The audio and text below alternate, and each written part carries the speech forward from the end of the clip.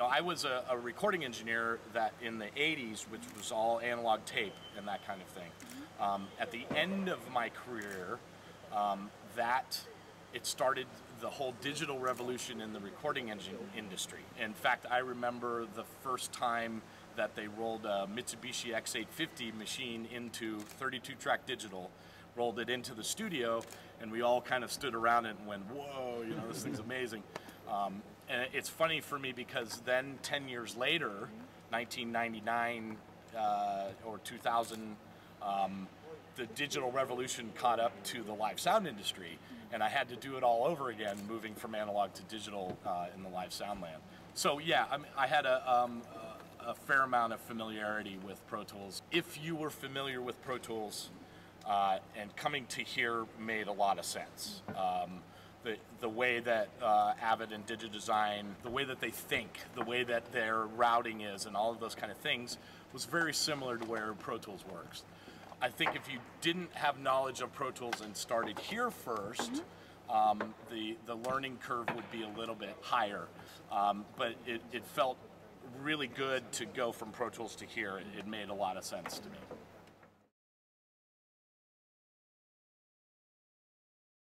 I've used the Venue surface for other bands, but prefer the profile mainly because of feel.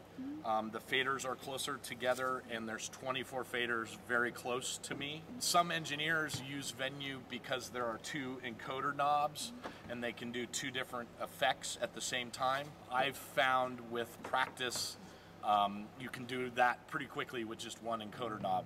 So I think it's just a learning curve, I've had other engineers say that they won't use a profile because of that. But because I started on a profile, I think I've learned to adapt to using that.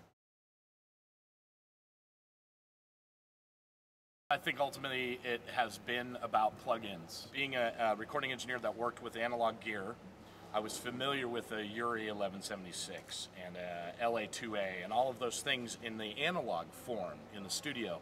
And as soon as they started to make them in the software version, it attracted me because it's like, oh, I know what an 1176 does, how it acts, how it reacts, how it sounds.